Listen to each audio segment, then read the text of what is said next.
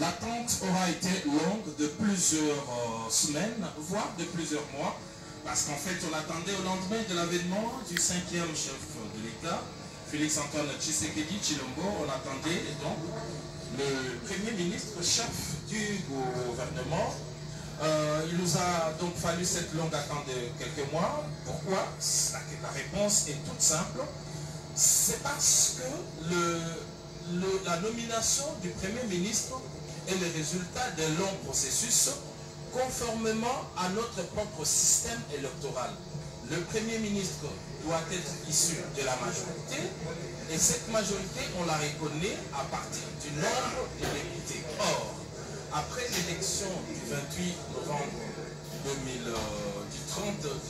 30 décembre 2018, il fallait un temps, une période pour la publication de résultats provisoires tout d'abord des élections législatives et puis des résultats définitifs après une période de contentieux électoral et tout ça nous le savons. Et aussitôt après cette période, il fallait ouvrir le nouveau Parlement. Donc le nouveau Parlement est arrivé, il fallait dégager la majorité, ce qui a été fait.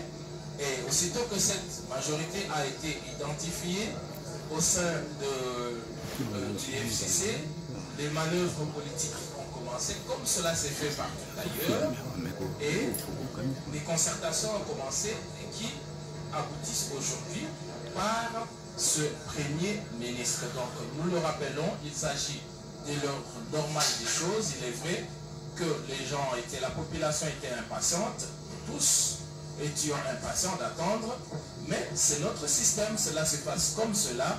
Il fallait vider les contentieux électoraux, il fallait installer le Parlement, il fallait dégager la majorité, et de cette majorité devrait sortir le Premier ministre.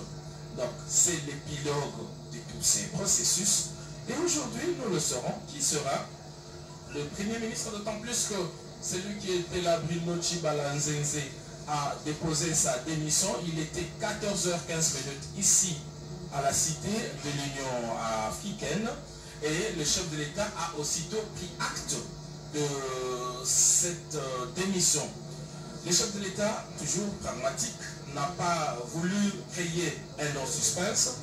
Entre 14h05 et maintenant 15h20, il a pris la décision, il a nommé les nouveaux premiers ministres dont le nom sera dévoilé dans les instants qui suivent. Qui est-il? Quel est son profil? Quel est son background? D'où vient-il? Les fins lignées de la RTLC et de la presse congolaise, nous dévoilerons dans les minutes qui vont suivre. C'est que ils vont suivre dans les minutes qui suivent, ils nous diront quel est le profil de ce Premier ministre et afin que nul n'en ignore. Voilà, c'est cela l'expression. Nous sommes ici, nous allons prendre notre mal en patience. Le porte-parole qui devrait avoir la lourde responsabilité de dévoiler l'ordonnance présidentielle a été aperçue dans les couloirs du bureau du chef de l'État. Et je crois que sortir de là, il devrait directement passer devant notre plateau spécial, ici au perron du cabinet du chef de l'État, du bureau du chef de l'État, pour nous présenter ces oiseaux rares. On parlait des priorités de sa gouvernance. Je pense que sur base du discours d'orientation du chef de l'État, du discours d'investiture, nous pensons le 24 janvier dernier, le chef de l'État a dit que la priorité était d'abord la lutte contre la pauvreté et que l'homme devait être au centre de toute action, de toute gouvernance. Et volume 26. Devant les gouverneurs réunis au Kimbisky Fleuve Congo Hotel à l'occasion du séminaire de Rekaka. Et une phrase m'a particulièrement intéressé, c'est lorsque le chef de l'État a dit que les gouverneurs doivent à tout moment se rappeler qu'ils ont d'abord été élus pour servir le peuple. Donc le peuple d'abord, voilà une devise aujourd'hui reprise en refrain, en chœur, partout où le chef de l'État arrive, à l'étranger comme ici à l'intérieur du pays. La population ne cesse de lui rappeler ce testament politique de feu Étienne Tshisekedi Wamulumba, le peuple d'abord. Et le chef de l'État l'a rappelé aux gouverneurs qu'ils ont été élus pour servir d'abord le peuple et le reste après. L'autre pilier de la gouvernance du chef de l'État, c'est la lutte contre la corruption, la concussion, l'impunité, le tribalisme, le régionalisme. C'est vrai qu'il y a de velléités tribalistes ça et là. Le chef de l'État ne cesse de les rappeler qu'il est le chef de l'État de tout le monde et qu'il est hors de question que des individus, quelle que soit leur motivation politique, puissent secouer aujourd'hui la corde tribale ou régionale pour troubler la quiétude de la population congolaise. On peut également penser que l'autre action du nouveau Premier ministre, défini par le chef de l'État, c'est la restauration même de l'autorité de l'État. Oui, la RDC n'est pas un western. La RDC est un État moderne, un État des droits comme tous les autres, où les citoyens ont besoin d'une sécurité assurée.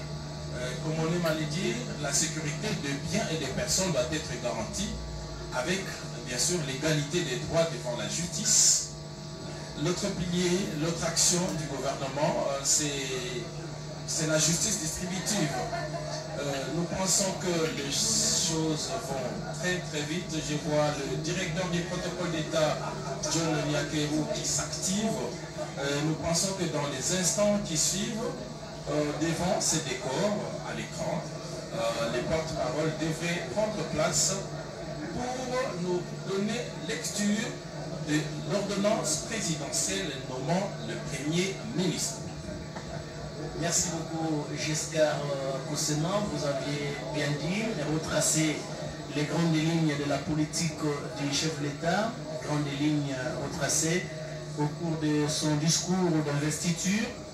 L'investiture le 24 janvier 2019 au Palais de la Nation.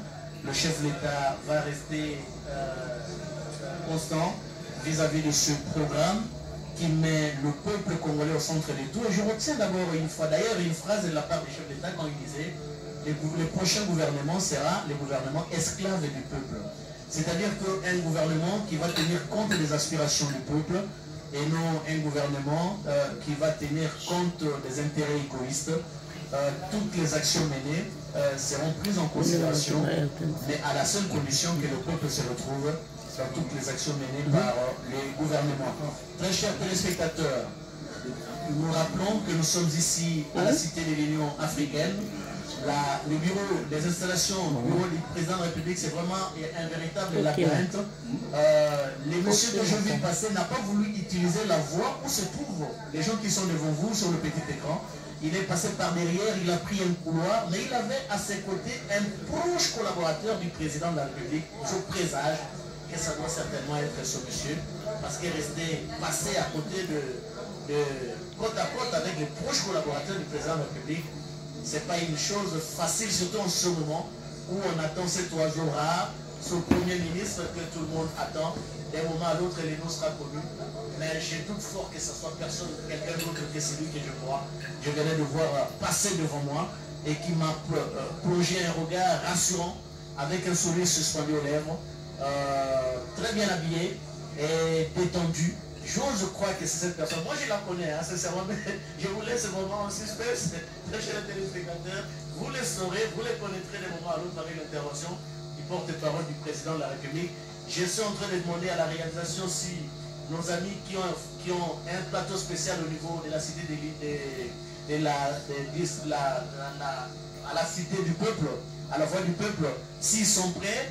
Est-ce que nous pouvons être en contact avec les gens qui sont sur le plateau, réalisateurs? Si ce n'est pas prêt, alors nous continuons ici avec Giscard Koussema pour commenter cette retransmission en direct qui est consacrée d'un moment à l'autre à l'annonce d'une importante communication de la présidence de la République par le porte-parole du président de la République, Giscard Koussema.